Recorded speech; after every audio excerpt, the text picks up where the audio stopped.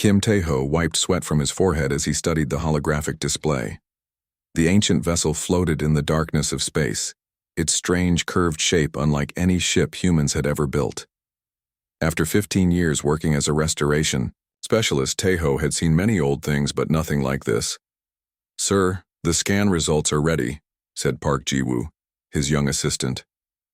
Her eyes were wide with excitement. Tae-ho nodded and looked at the data. "This ship is old, very old." "How old?"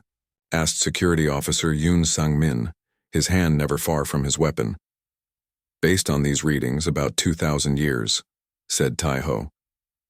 "Maybe more." The three of them stood on the bridge of their exploration vessel, the Hanbada.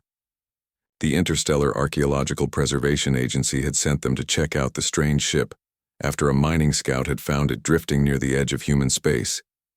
Ji-woo pointed at the screen. "Look at these energy readings. Something inside is still working after all this time." Tae-ho felt a small thrill run up his spine. Most derelict ships they found were truly dead. This one had secrets to share. "We should go in with full safety gear," said Sang-min. "Who knows what might be waiting for us?" Tae-ho agreed.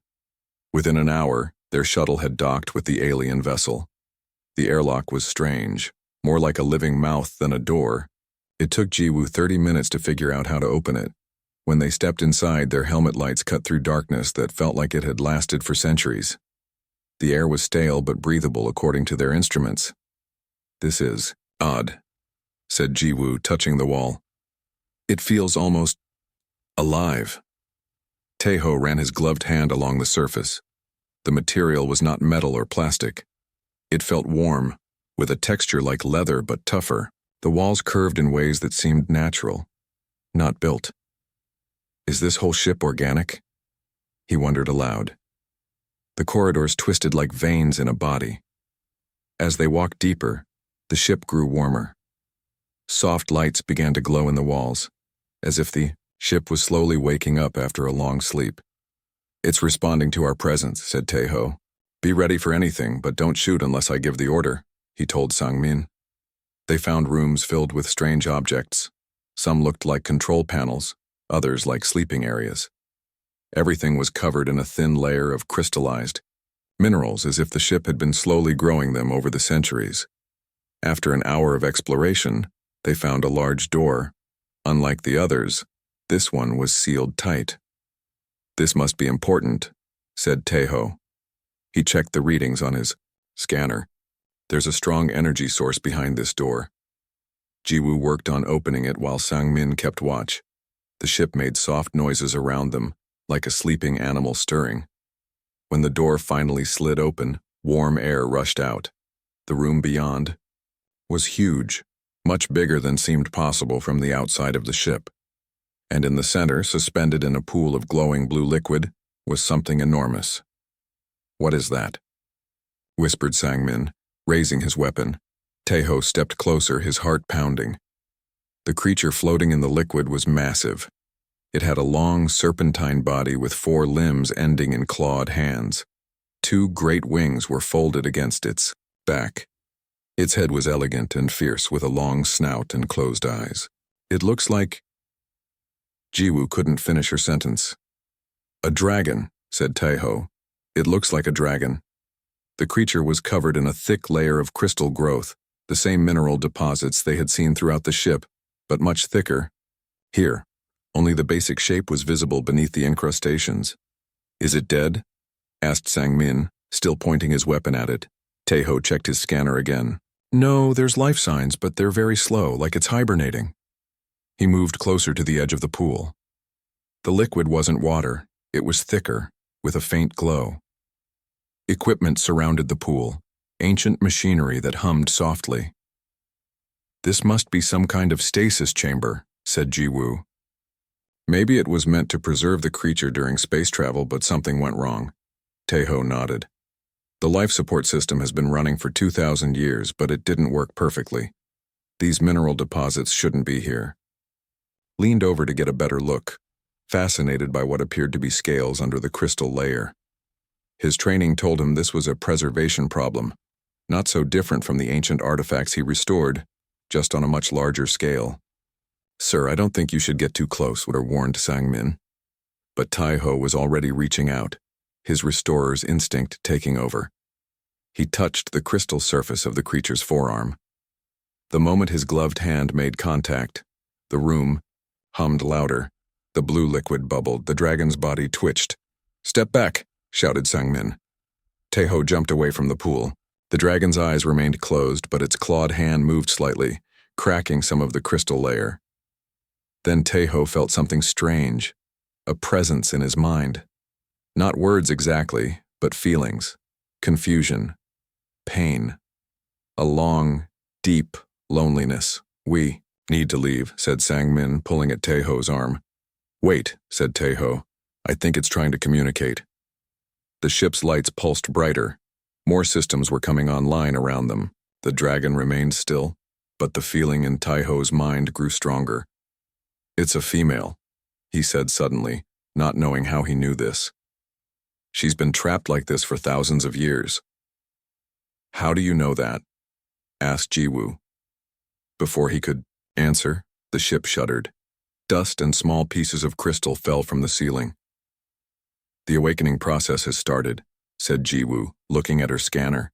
"But it's not stable. The ship's systems are too old." A loud cracking sound came from the dragon as more crystal broke away from her body. "We need to go now," insisted Sang-min. "We can come back with a bigger team." This time, Tai-ho agreed. They hurried back through the corridors, which were now fully lit. The ship trembled around them as ancient systems struggled to function. They made it back to their shuttle just as the alien ship began to move on its own, turning slowly in space. Back on the Hanbada, they watched through the view screen as the dragon ship's outer hull shed layers of space dust and debris. "What did we just wake up?" asked Sang-min. Tai-ho looked at the ship, feeling the lingering touch of the dragon's mind. "Something ancient, something powerful, and she needs our help." He knew what he had to do. This wasn't just a scientific discovery. It was a rescue mission, and somehow, he was now part of it. Director Kang Hae-jin frowned at the video footage for the third time.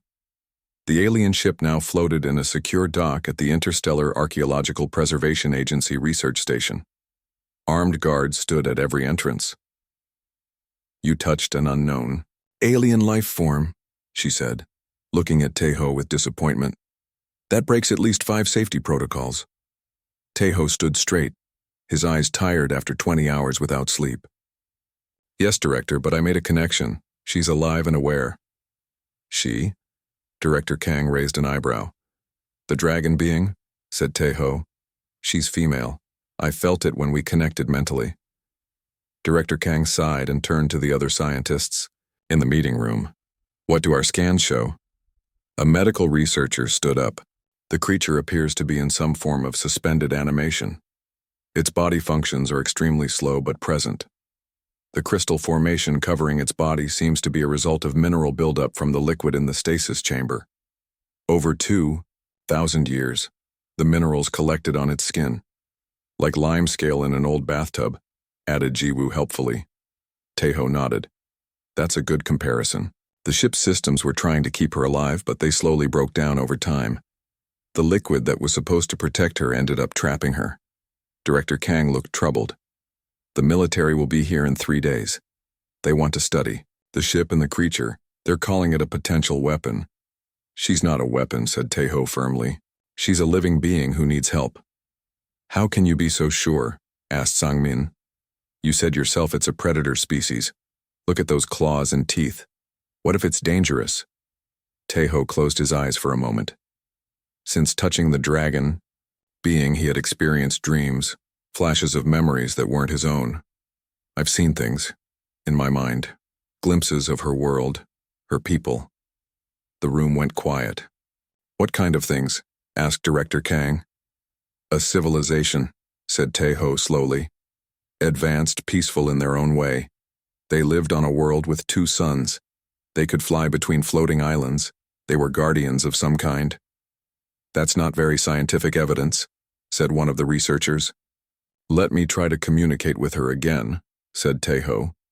"This time with proper equipment. We can monitor brain activity and see if there's really a connection. Director Kang thought for a long moment. You have 48 hours before the military arrives. If this creature is sentient and peaceful, we need to know before they get here. Taeho felt relief wash over him. Thank you, Director. 2 hours later, Taeho stood in a sealed room next to the stasis chamber. The dragon being remained mostly covered in crystal, floating in the blue liquid. Medical sensors were attached to Taeho's head. Ready when you are, said Jiwoo through the comm system. Taeho approached the edge of the pool. The dragon looked the same, but he could feel something different in the air, an awareness. Hello, he said softly. My name is Kim Taeho. I want to help you. He reached out slowly and placed his hand on the crystal-covered arm. The connection was immediate and stronger than before. Images flooded his mind. A beautiful world with floating islands, dragon beings soaring between them, cities built from living crystal. Then darkness, fire, ships attacking, screams and panic. A desperate plan, the last survivors.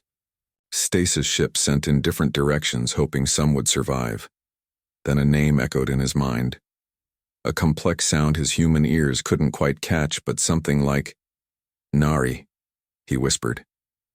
Your name is Nari. The blue liquid in the pool rippled as if stirred by an unseen wind. The scans are going crazy, said Jiwoo over the comm. Your brain activity is synchronized with energy patterns coming from the dragon being. Taeho kept his hand in place. You've been asleep for so long, Nari. Your ship tried to keep you safe, but it couldn't manage forever. The systems failed and minerals built up on your body. You're trapped inside that crystal shell.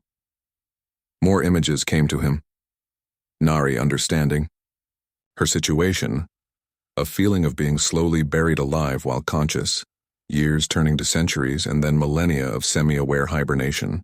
We can help you, said Taeho. I know how to remove the crystal without hurting you. I've restored ancient things before. Let me help you. A feeling of desperate hope flowed through the connection. What is she saying? Asked Director Kang, who had come to observe. She's afraid, said Taeho, not removing his hand. Her species was called the Draconon. They were nearly wiped out in a war with another alien race. She was a royal guardian, sent away to preserve their genetic material. And history. More images came to him. Nari as a fierce protector, not just of her people but of many worlds. The Draconon were predators, yes, but they used their strength to maintain balance in their part of the galaxy. She was in stasis for emergency space, travel, continued Taeho. But her ship was damaged and drifted for thousands of years. The stasis system kept her alive but couldn't prevent the mineral buildup. She's been conscious enough to know she's trapped, but not enough to free herself. Director Kang looked at the monitor showing Taeho's brain patterns. The medical team confirms there's a real connection happening. This isn't just your imagination. Taeho finally broke contact, feeling drained. She doesn't want to harm us. She's grateful we found her. That's good to hear, said Director Kang, but the military won't just take your word for it. Then let me free her before they arrive, said Taeho. If she's restored, she can speak for herself. How would you even begin to do that? Asked Sang-min, who had been watching skeptically. Taeho looked at the dragon with determination. The same way I would restore any precious artifact. Carefully, with the right tools and solutions. The mineral deposits aren't part of her body. They're just a buildup like rust on an old statue or crust on an ancient vase. You want to give a giant alien dragon a bath? Sang-min's voice was incredulous. Essentially, yes, said Taeho. A very special kind of bath to remove 2,000 years of mineral buildup without harming what's underneath. Jiwoo was already making notes. I can help create a solution that would dissolve the crystals but not harm living tissue. We could test it on a small area first. Director Kang looked from the trapped dragon to Taeho's determined face. This is unprecedented. So is finding a living member of an ancient alien species, said Taeho. We have a chance to make first contact the right way. By helping, not dissecting. After a long silence, Director Kang nodded. Make a detailed plan. Show me it can work safely. You have 36 hours left. As everyone left to begin preparations, Taiho stayed behind. He looked at Nari, still trapped in her crystal prison. We're going to help you, he promised. The first bath you've had in 2,000 years is coming soon. Through their lingering connection, he felt a warm spark of hope from the ancient dragon guardian. This might be the biggest restoration project in human history, said Tae-ho as he looked at the plans spread across the laboratory table. Ji-woo nodded, mixing chemicals in a large container. And definitely the first one on a living subject. They had worked through the night. The clock was ticking. Only 24 hours remained before the military ship would arrive. Tae-ho studied the scans of Nari's crystal-covered body. The mineral layer was thickest around her wings and face, almost 30 centimeters in some places. Her true form was hidden under years of buildup, like a statue buried in stone. The test results look promising, said Ji-woo, holding up a small container. Inside was a piece of crystal they had taken from near Nari. It was dissolving slowly in a blue-green liquid. This solution breaks down the minerals without damaging organic material. Tae-ho smiled. Now we just need enough of it to fill a pool, big enough for a dragon. The next few hours were busy. The research station's largest cargo bay was converted into a restoration room. Workers installed a massive tank, larger than a swimming pool. Pipes and filtering systems surrounded it. Medical equipment lined the walls. Director Kang came to inspect their progress. Are you sure this will work? As sure as I can be, said Tae-ho. We've tested the solution on samples. It dissolves the crystal but doesn't harm living tissue. And the nanobots? Asked the director. Ji-woo held up a small vial of silvery liquid, programmed specifically for this task. They'll help break up the thicker crystal deposits and ensure the solution reaches everywhere.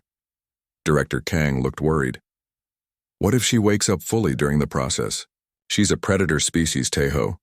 Those claws and teeth could kill everyone in this room in seconds. She won't hurt us, said Tae-ho firmly. I've been in her mind. She's grateful for our help. The director didn't look convinced, but she nodded. Security will be present at all times. Proceed with caution. Moving Nari to the new tank was difficult. She was massive, nearly 15 meters long from nose to tail tip, and heavy with crystal. It took special lifting equipment and a team of 20 people to transport her safely. When she was finally settled in the new tank, Tae-ho approached the edge. Nari's eyes remained closed, but he could feel her awareness. We are going to start the restoration process now, he said aloud, knowing she could hear him somehow. It might feel strange, but it won't hurt. Trust me. Ji-woo started the pumps. The special solution began to fill the tank, covering Nari's crystal-encrusted form. When the liquid reached the right level, Ji-woo added the nanobots.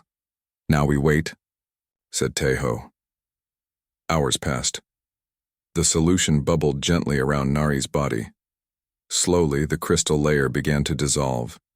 Piece by piece, flakes of mineral floated away, revealing glimpses of what lay beneath. Look, whispered Ji-woo, pointing. A patch of scales was now visible on Nari's shoulder, iridescent purple and blue, shimmering even under the harsh laboratory lights. Beautiful, said Tae-ho. As more crystal dissolved, they could see more of her true form. Her scales were like living gems, changing color with the light. The membranes of her wings were thin and delicate, with intricate patterns that reminded Tae-ho of stained glass. In the early evening, Tae-ho took a break to eat. When he returned, he found Ji-woo staring at the monitoring equipment. What's wrong? He asked. Her brain activity is increasing, said Ji-woo. I think she's waking up more fully. Tae-ho rushed to the tank. Almost half of the crystal layer was gone now. Nari's face was becoming visible, elegant and fierce, with horns that curved back from her head. Suddenly her eyes opened. They were golden with vertical pupils that widened as they focused on Tae-ho. Security officers raised their weapons, but Tae-ho waved them down. It's okay, she's just looking. He approached the edge of the tank. "Hello, Nari, can you understand me?" A voice touched his mind, not in words exactly, but in feelings and images that translated into meaning. "Yes, you are freeing me." "Yes," said Teho. "The crystal that trapped you is dissolving. How do you feel?" "Light. For the first time in ages, I feel light. The weight is leaving my body." Nari shifted slightly in the tank. More crystal cracked and fell away from her limbs. Her movements became smoother as her joints were freed. The restoration continued through the night. Teho refused to leave, staying by the tank as Nari's true form emerged more and more. The nanobots worked on the most stubborn deposits, breaking them down piece by piece. Around midnight, Director Kang returned. She stopped in surprise when she saw Nari's transformed appearance. "That's not the same creature we found," she said. Teho smiled tiredly. "It is. This is what she really looks like, without 2,000 years of mineral deposits." Nari was stunning. Her scales glowed with an inner light that shifted colors like an aurora. Her wings, now partially extended in the tank, were massive and graceful. Patterns of light moved across her body in waves, as if her skin itself was communicating. "The military arrives in 8 hours," said Director Kang. "Will she be fully restored by then?" "It's close," said Teho. "The solution is working faster than we expected." By dawn, the transformation was almost complete. The final pieces of crystal fell away from Nari's body. The filtering system removed the dissolved minerals from the tank, leaving the liquid clear. Nari rose slightly in the tank, her head emerging from the liquid. She looked directly at Teho. "I am free." The thought was clear in his mind. "You have restored me." "How do you feel?" asked Teho, reborn. "I had forgotten what it was like to move without the weight of time crushing me." Nari extended one clawed hand toward Teho. The security officers tensed, but Teho didn't move away. Her claws were curved and sharp, designed for hunting, but she touched his hand with surprising gentleness. A flood of images and feelings passed between them, stronger and clearer than before.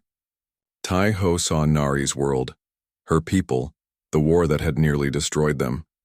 He felt her centuries of semi-conscious imprisonment, the slow buildup of crystal around her body, and her growing despair. And then he felt her gratitude, deep and powerful. In her culture, to be restored was sacred.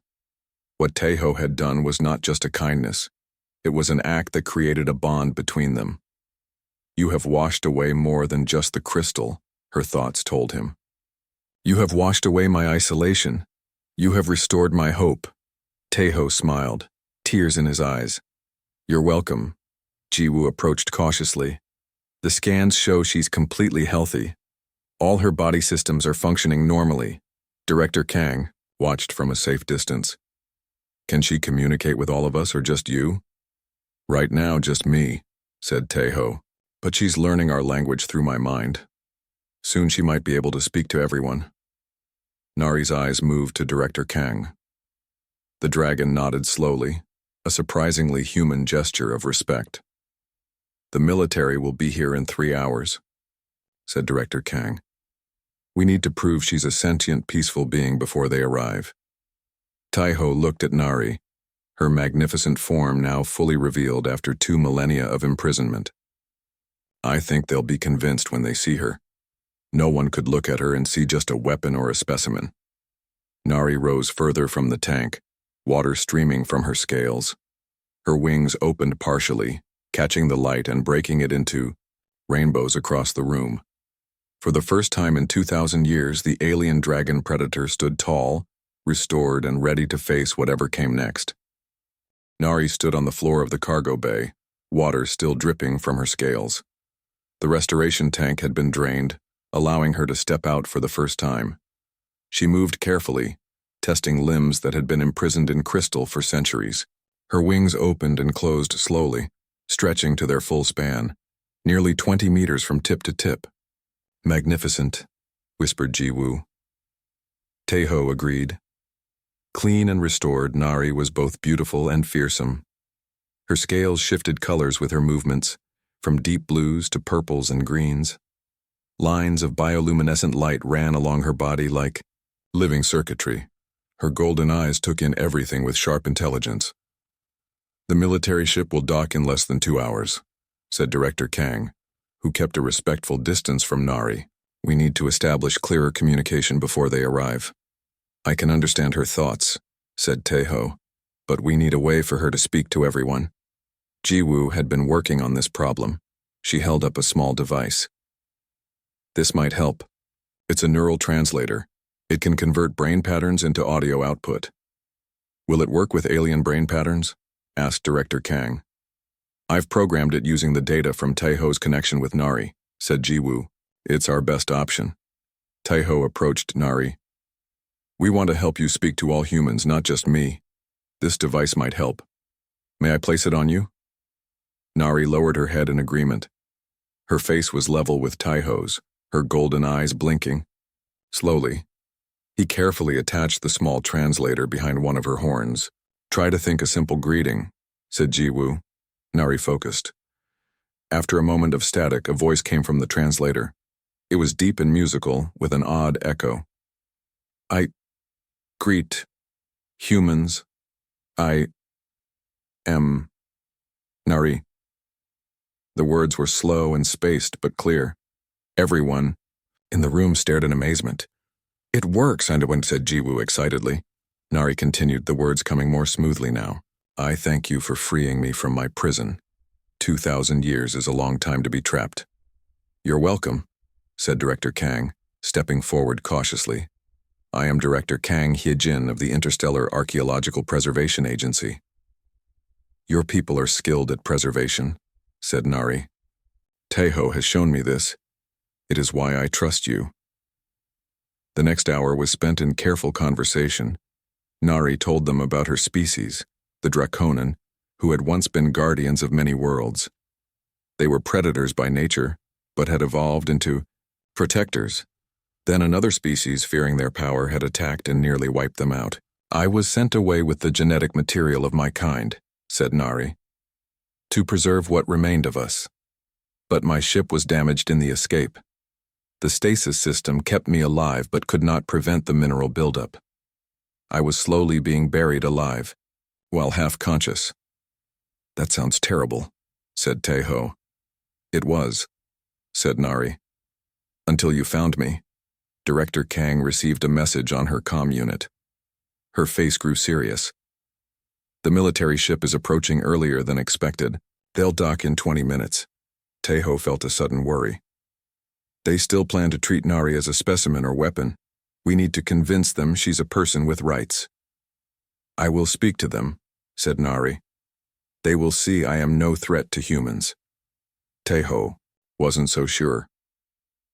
"You are very impressive, Nari. Some humans might fear you just because of how you look." "Fear often comes before understanding," said Nari. This was true even among my own kind. 20 minutes later, the military ship docked. Commander Choi Jun-seok arrived with a team of armed soldiers. They entered the cargo bay and froze at the sight of Nari. Weapons were raised immediately. "Stand down," ordered Director Kang. "She is peaceful and sentient." Commander Choi did not look convinced. He was a tall man with hard eyes and a scar across his chin. "That creature is classified as an unknown alien entity. It is to be secured and transported to a military research facility." Nari observed the humans calmly, making no sudden movements. "Greetings, Commander. I am Nari of the Draconan, Commander." Choi stepped back in surprise when Nari spoke. "It talks?" "She talks," corrected Taeho, "and thinks and feels. She was a guardian of peace in her time. Her people were protectors, not destroyers." "That's quite a claim," said Commander Choi, "and we only have its word for that." "My word and the evidence of your scans," said Nari. Her voice through the translator was steady. "Examine me. Study my biology. You will find I am designed to protect, not simply to kill." The commander signaled 2 soldiers with scanning equipment. They approached Nari cautiously and began taking readings.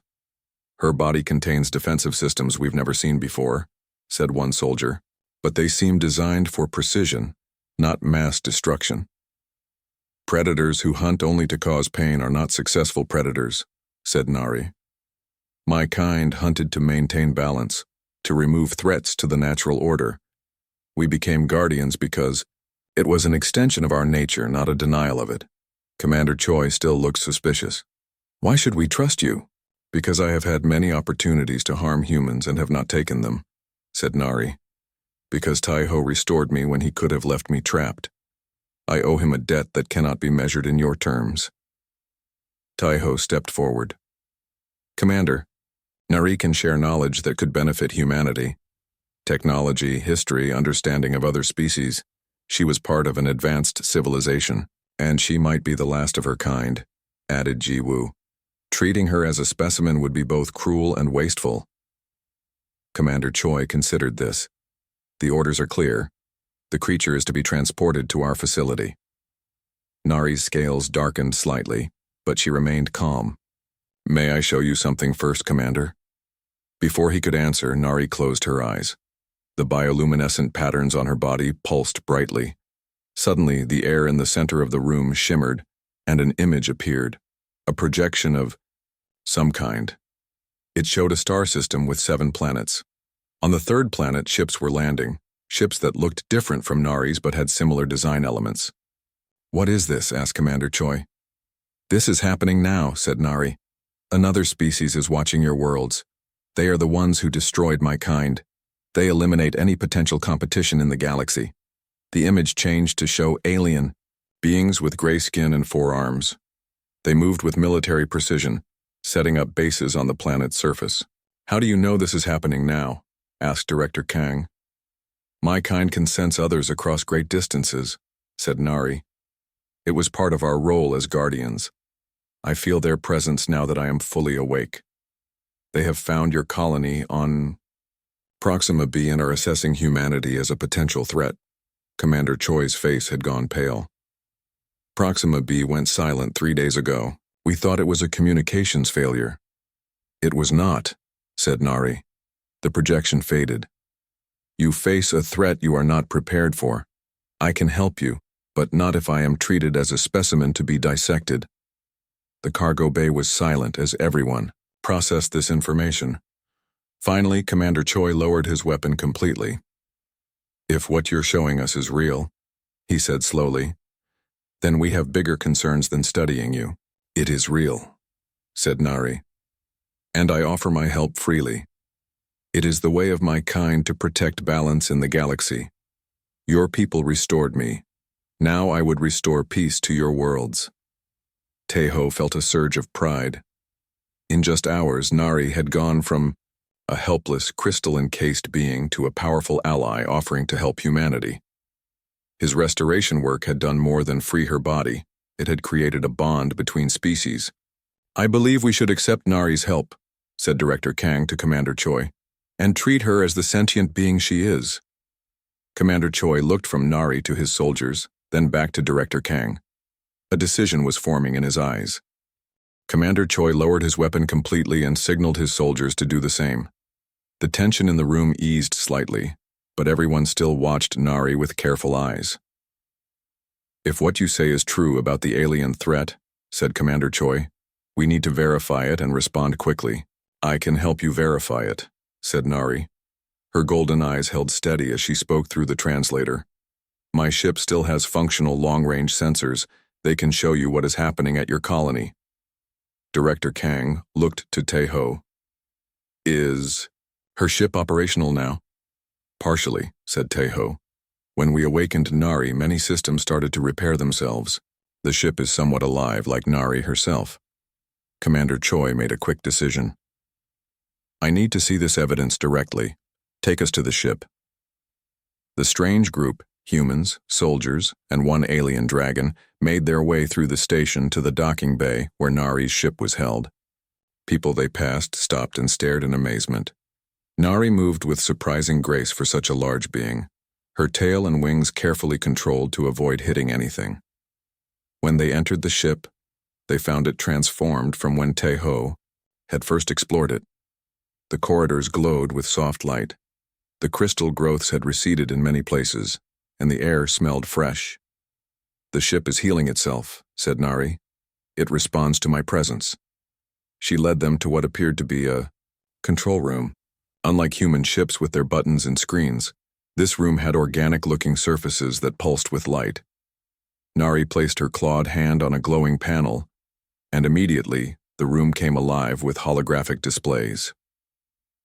"These are current images from your colony world," said Nari. The images showed destruction. Buildings burned. Strange ships hovered over a human settlement. Aliens with forearms moved through the streets, capturing humans. "This is happening now?" asked Commander Choi, his face hard with anger. "Yes," said Nari. "They follow the same pattern they used against my kind. First they observe, then they test defenses, then they capture specimens to study weaknesses. Finally, they attack in full force." "How many colonies have they reached?" asked Director Kang. "Only this one so far," said Nari. "But they will move quickly once they understand human technology." Commander Choi turned to his communications officer. "Send this data to Fleet Command immediately. We need to deploy ships to Proxima B." "It will take your ships 3 days to reach the colony," said Nari. "By then, the invaders will have learned much about your species." "What other option do we have?" asked Commander Choi. Nari's eyes gleamed. "My ship can travel there in hours. It uses technology your people have, not yet discovered."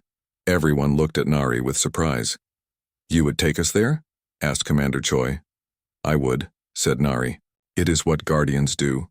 It is what I was born to do." Taeho felt a wave of pride. The being he had helped restore was offering to save human lives, to be the protector she was meant to be. "I volunteer to go," said Taeho quickly. Jiwoo stepped forward. "Me too." Commander Choi considered the situation, then nodded. "I will take a small team. We can assess the threat and report back before the fleet arrives." Director Kang looked worried. "This is moving very quickly. We have no time to waste," said Nari. "The invaders will not wait while you discuss." 2 hours later, Nari's ship was ready to depart. Commander Choi had selected 5 soldiers to join them. Taeho and Jiwoo prepared equipment that might be useful. Director Kang gave final instructions from the station. "This is a reconnaissance mission only," she told them. "Gather information and return. Do not engage unless absolutely necessary." Nari stood in the control chamber of her ship, looking more alive and powerful than ever before. "My ship is ready. It remembers its purpose." Taeho stood beside her. "Are you sure you want to do this? You just woke up after 2,000 years. "I have slept long enough," said Nari. Her voice through the translator was strong and determined. "You restored me, Taeho. Now I will help. Restore safety to your people." The ship detached from the station and moved away smoothly. Once they were clear, Nari placed both hands on the control surface. The ship hummed with energy. The stars outside the viewing port stretched into lines as the ship accelerated to incredible speed. "We will arrive in 4 hours," said Nari. During the journey, Nari told them more about the invaders. They called themselves the Vesh, a species that believed they alone had the right to rule the galaxy. They had destroyed many civilizations, over thousands of years. "They fear competition," said Nari. "They destroyed my kind because we protected other species from them. They will destroy humans for the same reason, because you have the potential to become like us." "How do we fight them?" asked Commander Choi. "They have one weakness," said Nari. "They cannot adapt quickly to new situations. They study first, then attack based on what they learn. If we show them something they have not studied, they become confused." Jiwoo looked thoughtful. "So if they're studying humans and suddenly a Draconin appears—" "Exactly," said Nari. "They believe my kind is extinct. My appearance will cause them to reassess their plans. When they reach Proxima B, they position the ship in orbit, hidden from the Vesh vessels. Scans showed that about 200 humans had been captured. The rest were in hiding or had already been killed." Commander Choi studied the tactical display. We need to rescue the captives and drive off the Vesh ships. I can help with both, said Nari. But I need Tai-Ho with me. Me? Asked Tai-Ho, surprised. Why? Our minds are connected now, said Nari. I can protect you. Together we can communicate with the captured humans and coordinate an escape. Commander. Choi didn't like it, but he agreed. The plan was set. Nari and Tai-Ho would create a distraction while the soldiers freed the captives. Ji-Woo would remain on the ship to coordinate. As they prepared to leave, Tai-Ho felt afraid but also excited. Just days ago he had been a simple restoration specialist. Now he was part of a mission to save a human colony alongside an alien dragon. Nari sensed his feelings. Fear is natural, she said. Even predators feel fear. It keeps us alert. I'm not a warrior like you, said Tai-Ho. You are a restorer, said Nari. Today you will help restore freedom to your people. That takes as much courage as any battle. They landed the ship near the colony but hidden from view. Nari crouched to allow Tai-Ho to climb onto her back, between her wings. Hold tight, she said. And remember, our minds are linked. What I see, you will see. What you think, I will know. With powerful legs, Nari leaped into the air. Her wings opened wide, catching the wind. For the first time in 2,000 years, the Draconan guardian flew. The Vesh never saw her coming. Nari swooped down from the sun, her scales blazing with light. She released a roar that shook the buildings below. The Vesh soldiers scattered in confusion and fear. From his position on Nari's back, Tai-Ho felt the power of her movements. Through their mental link, he could sense the captured humans. He guided Nari toward them while Commander Choi and his team moved in from the ground. What followed was chaos for the Vesh, but perfect coordination for the rescuers. Nari created magnificent distractions, breathing streams of energy that lit up the sky, diving at Vesh positions to scatter them, projecting illusions that confused their sensors. Meanwhile, the human soldiers freed the captives. Within 2 hours, all surviving humans were safely aboard Nari's ship or hidden in secure locations. The Vesh fell back, confused by the appearance of a species they thought extinct. As the sun set on Proxima B, Nari landed beside their ship. Tai-Ho slid from her. Back, tired but triumphant. They're retreating, said Commander Choi, watching the Vesh ships leave orbit. They didn't expect this. They will return, said Nari. But now you know about them. You can prepare. Tai-Ho looked at the rescued colonists and the soldiers. Then he looked at Nari, her scales still glowing from the excitement of battle. What happens now? He asked her. Nari's golden eyes met his. Now we continue. There are more of my kind out there, in stasis ships like mine. They will need restoring too. You want to find them? Together, said Nari. A human who restores and a Draconan who protects. We make a good team, Tai-Ho. Commander Choi approached them. The fleet will be here in 2 days. They'll want to talk with both of you about forming an official alliance. An alliance, said Tai-Ho, testing the word, between humans and Draconans. The first of many, I hope, said Nari. This galaxy needs guardians again. As they boarded the ship to return to the station, Tai-Ho thought about how much had changed in just a few days. He had started out trying to restore an ancient artifact. Instead, he had restored an ancient guardian and perhaps the future of 2 species. Thank you for the bath, said Nari quietly as they watched the stars through the viewing port. It was the most important bath in history. Tai-Ho smiled. Every restoration starts with careful cleaning. Together, the human foreman and the alien, dragon predator looked out at the stars, ready for whatever came next.